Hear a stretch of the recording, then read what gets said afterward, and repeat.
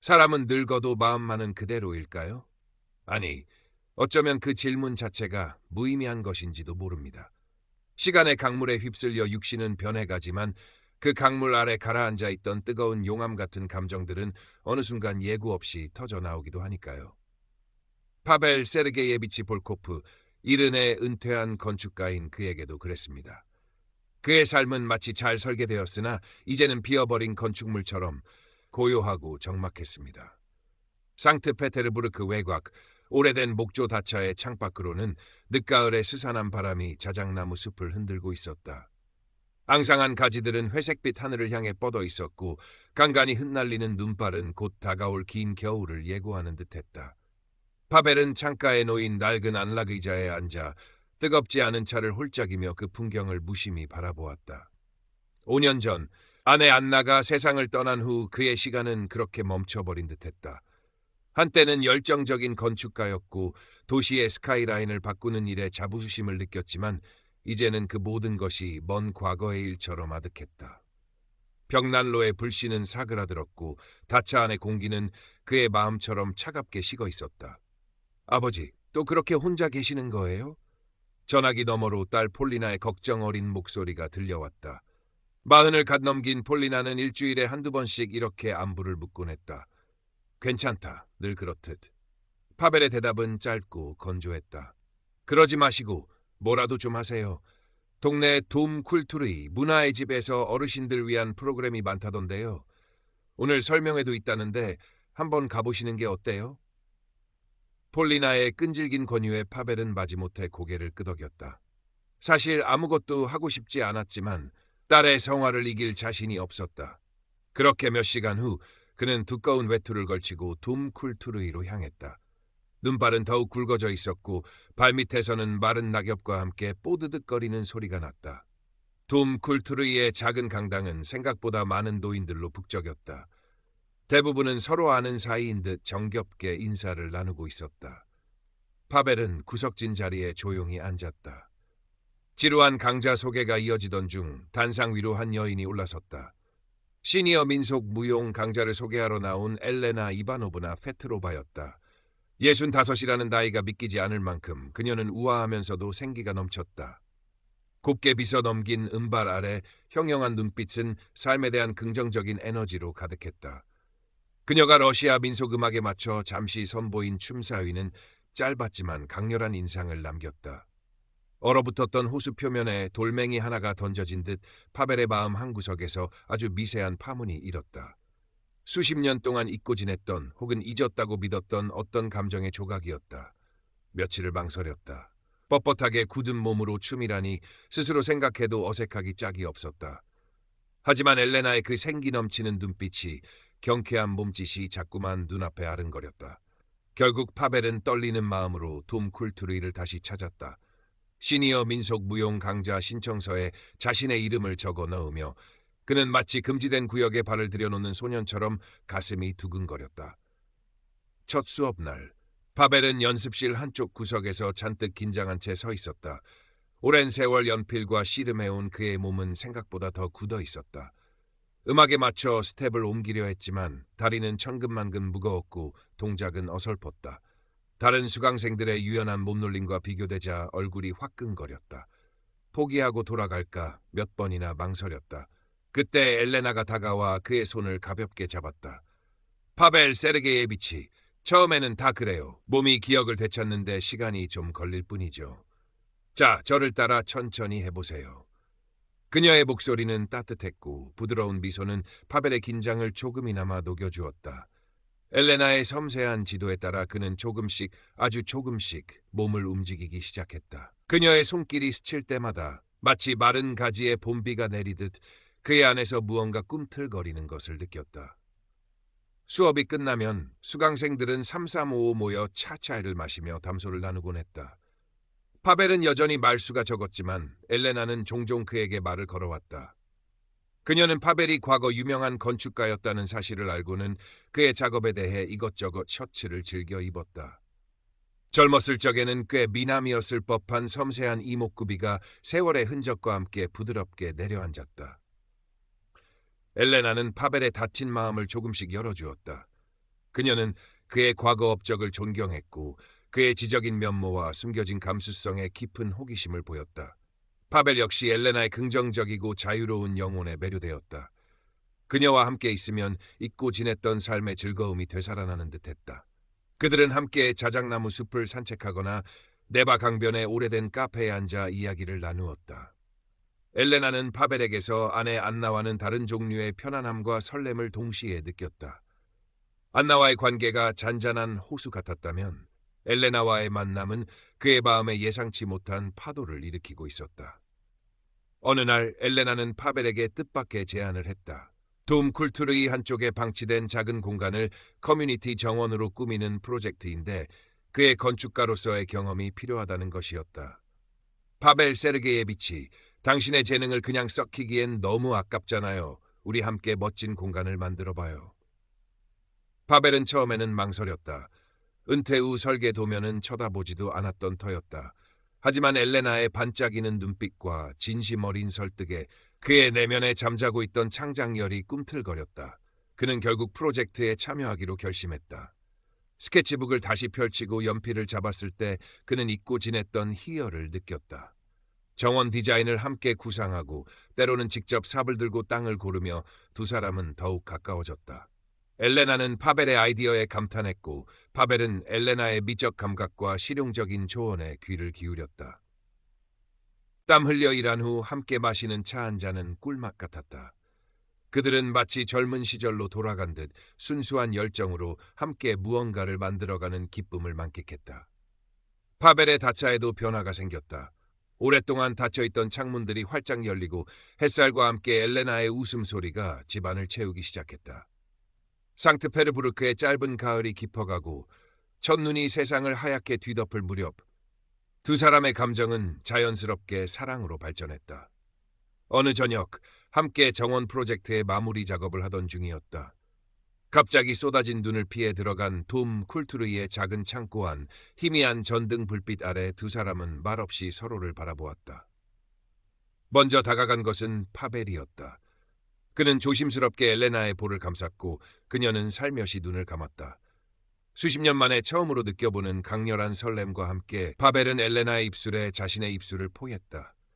그날 밤 파벨의 다차 벽난로에는 다시 따뜻한 불꽃이 타올랐다. 엘레나의 부드러운 손길이 그의 피부 위를 스칠 때 오랫동안 잠들어 있던 감각들이 폭발적으로 깨어났다. 마치 메마른 땅에 단비가 쏟아지듯 그의 몸은 그녀의 모든 터치에 격렬하게 반응했다. 엘레나, 당신은 내게 기적이야. 파벨의 뜨거운 숨결이 그녀의 귓가에 닿자 전율이 온몸을 타고 흘렀다. 엘레나의 입술이 그의 목덜미를 타고 내려갈 때 파벨은 자신도 모르게 신음을 터뜨렸다. 이런 강렬한 감각은 난생 처음이었다. 그들의 몸이 하나가 되는 순간 그는 지금까지 경험해보지 못한 쾌락의 물결에 휩싸였다. 마치 폭풍우 속의 작은 배처럼 격정에 흔들렸고 절정의 순간에는 온 세상이 빛나는 별들로 가득 찬 듯했다. 그 순간 그는 젊은 시절로 돌아간 듯한 희열을 느꼈다. 아니, 어쩌면 젊었을 때도 느껴보지 못한 강렬한 환희였을지도 모른다. 오랫동안 잊고 있었던 남자로서의 감각이 완전히 새로운 차원으로 되살아난 것이다. 하지만 그 황홀한 순간 속에서도 아주 작은 불안의 씨앗이 그의 마음 한구석에서 고개를 들었다. 가슴이 조금 답답하고 숨이 가빠지는 것을 느꼈지만 그저 오랜만에 격렬한 흥분 때문이라고 애써 외면했다. 그는 이 행복을 놓치고 싶지 않았다. 엘레나, 그녀의 메마른 삶에 찾아온 한 줄기 빛이었고 그는 그 빛을 향해 온 힘을 다해 나아가고 싶었다. 다음 날 아침, 창밖에는 밤새 내린 눈이 소복이 쌓여온 세상을 은빛으로 물들이고 있었다. 파벨은 자신의 옆에서 새근새근 잠든 엘레나의 모습을 가만히 내려다보았다. 그녀의 평화로운 얼굴을 보고 있자니 가슴 벅찬 행복감이 밀려왔다. 그는 조심스럽게 일어나 벽난로에 장작을 더 넣고 주전자에 물을 올려 차를 끓였다. 따뜻한 차 향기가 다차 안에 퍼져나갔다. 엘레나가 잠에서 깨어났을 때 파벨은 그녀를 위해 따뜻한 차와 간단한 아침 식사를 준비해 놓고 있었다. 좋은 아침, 파벨. 엘레나는 부드러운 미소와 함께 그에게 다가와 가볍게 입을 맞추었다. 그 순간 파벨은 이 모든 것이 꿈이 아니라는 사실에 감사했다. 그들의 관계는 날이 갈수록 깊어졌다. 함께 춤을 추고 정원을 가꾸고 밤에는 서로의 온기를 나누었다. 파벨은 엘레나를 통해 잊고 지냈던 삶의 기쁨을 매일 새롭게 발견했다. 그의 얼굴에는 웃음이 되살아났고 발걸음은 한결 가벼워졌다. 딸 폴리나도 아버지의 변화를 금세 눈치챘다. 아버지, 요즘 정말 좋아 보이세요. 엘레나 이바노브나 덕분인가 봐요? 폴리나의 말에 파벨은 그저 멋쩍게 웃을 뿐이었지만 그의 눈빛은 행복으로 반짝이고 있었다. 하지만 파벨의 마음 한구석에는 여전히 그림자가 드리워져 있었다. 엘레나와의 열정적인 밤이 계속될수록 그는 자신의 몸이 예전 같지 않다는 것을 느끼기 시작했다. 계단을 오를 때 숨이 차는 일이 잦아졌고 가끔 가슴에 미세한 통증이 느껴지기도 했다. 그는 애써 태연한 척했지만 불안감은 좀처럼 가시지 않았다. 내 나이가 있는데 이렇게까지 괜찮을 리가 없어. 어느 날 저녁 엘레나와 함께 그녀가 가장 좋아하는 차이콥스키의 백조에게 호수 발레 공연을 보고 돌아오는 길이었다. 눈이 펑펑 쏟아지는 아름다운 밤이었다. 다차에 도착하자마자 그들은 마치 자석에 이끌리듯 서로를 탐했다. 그날 밤 파벨은 평소보다 더욱 격렬하게 엘레나를 원했고 그녀 또한 그의 열정에 기꺼이 응했다. 모든 것이 완벽하다고 느껴지는 순간이었다. 그러나 절정의 순간이 지나고 숨을 고르던 그때 파벨은 갑자기 가슴을 움켜쥐었다.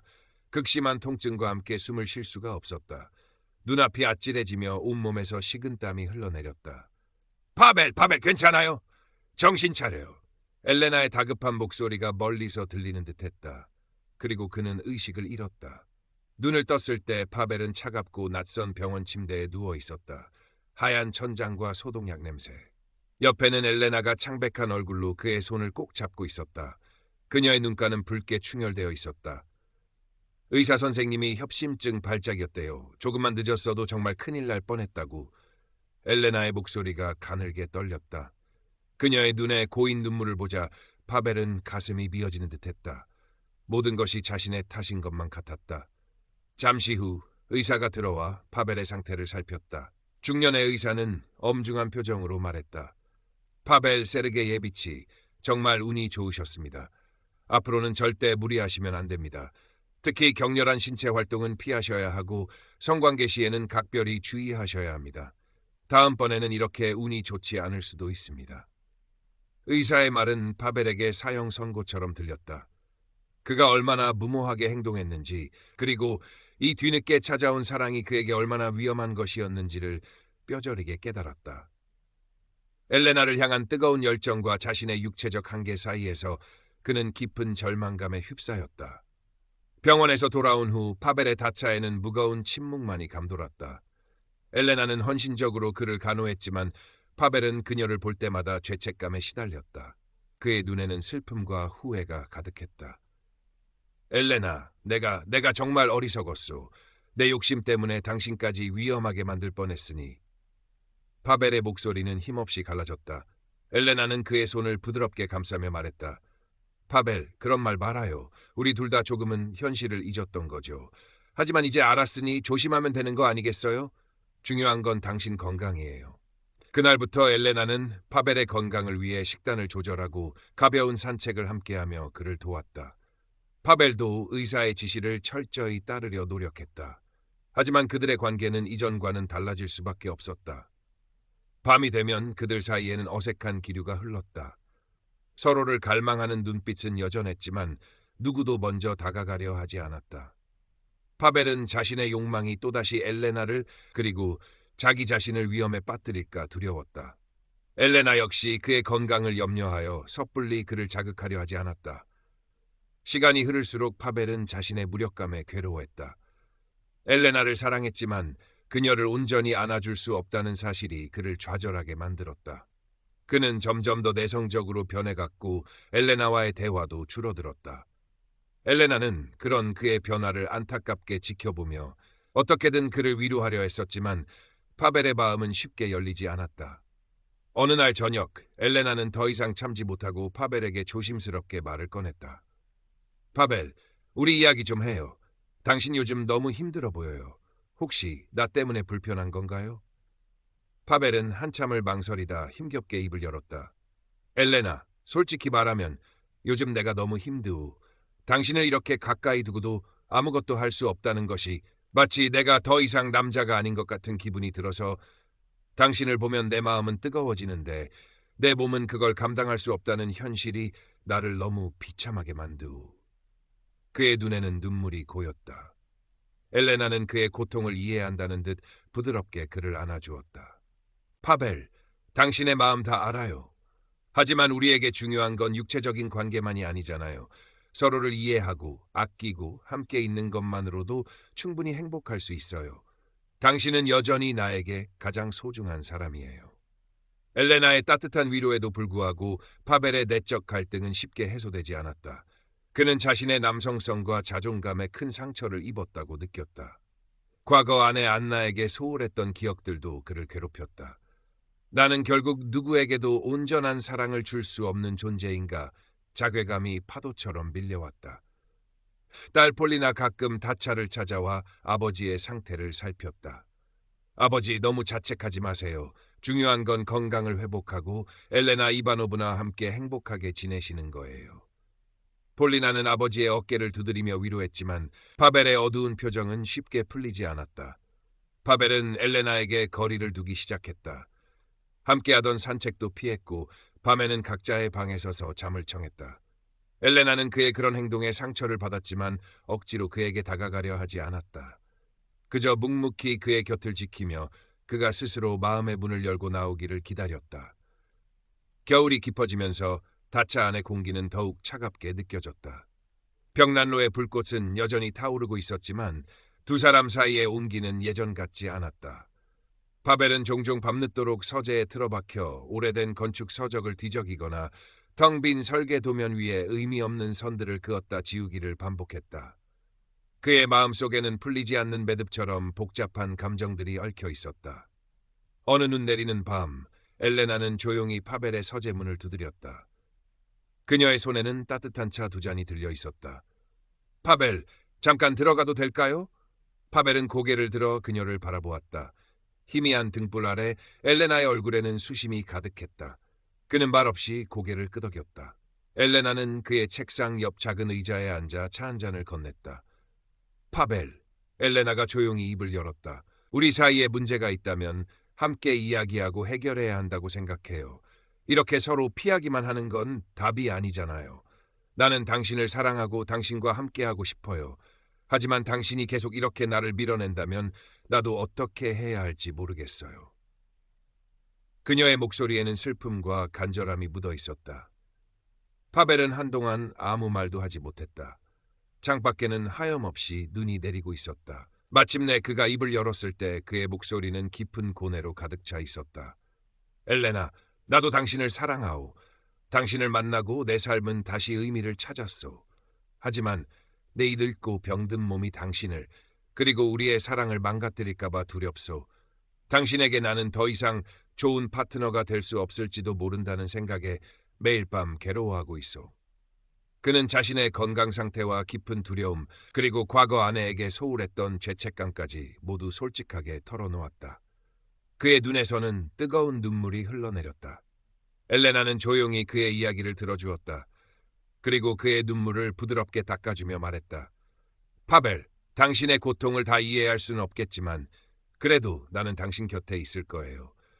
우리의 사랑이 육체적인 것만으로 이루어진 건 아니잖아요. 당신의 진심을 믿어요. 우리는 분명 방법을 찾을 수 있을 거예요. 그녀는 파벨의 손을 꼭 잡았다. 그 온기가 파벨의 얼어붙었던 마음을 조금씩 녹이는 듯했다. 그 밤 두 사람은 오랜만에 서로의 마음을 확인했다. 완벽한 해결책을 찾은 것은 아니었지만 적어도 서로에게 솔직해질 수 있었다는 것만으로도 작은 위안이 되었다. 그들은 관계의 형태를 바꾸더라도 함께할 방법을 모색하기로 어렵게 마음을 모았다. 그것은 쉽지 않은 여정의 시작이었지만 적어도 혼자가 아니라는 사실이 그들에게 작은 용기를 주었다. 혹독했던 겨울이 지나고 마침내 상트페테르부르크에도 봄 기운이 감돌기 시작했다. 얼어붙었던 네바강이 서서히 녹기 시작했고 자작나무 숲에는 연두빛 새싹들이 고개를 내밀었다. 파벨의 다차 정원에도 작은 변화들이 일고 있었다. 파벨과 엘레나는 예전처럼 열정적인 연인의 모습은 아니었지만 서로의 삶에 깊숙이 스며든 동반자로서 함께하고 있었다. 그들은 매일 아침 일찍 일어나 함께 가벼운 산책을 했다. 파벨은 의사의 조언에 따라 꾸준히 건강 관리에 힘썼고 엘레나는 그의 곁에서 식단을 챙기고 운동을 도왔다. 그들의 일상은 소박했지만 평화로웠다. 함께 정원을 가꾸고 파벨이 디자인한 작은 온실에서 허브를 키웠다. 때로는 엘레나가 파벨에게 간단한 민속 무용 동작을 가르쳐 주기도 했고 파벨은 그런 그녀의 모습을 스케치북에 담았다. 육체적인 열정은 줄었지만 그 자리는 서로에 대한 깊은 이해와 신뢰, 그리고 잔잔한 애정으로 채워지고 있었다. 파벨은 자신의 감정과 욕망을 조절하는 법을 배우고 있었다. 그것은 쉽지 않은 일이었지만 엘레나의 변함없는 지지와 사랑이 그에게 큰 힘이 되었다.